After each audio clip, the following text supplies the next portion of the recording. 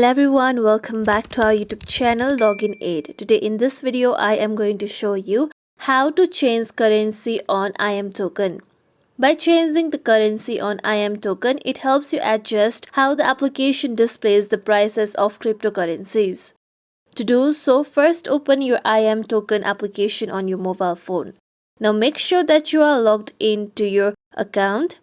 Now tap on My Profile option on down right corner. With this, now tap on Settings option. Now here you can see Currency option. Tap on Currency.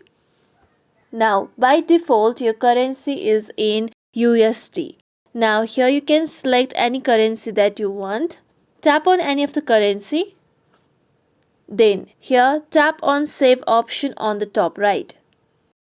With this, now here you can see that the currency will be changed. Here you can see that my currency has been changed from USD to Russian ruble.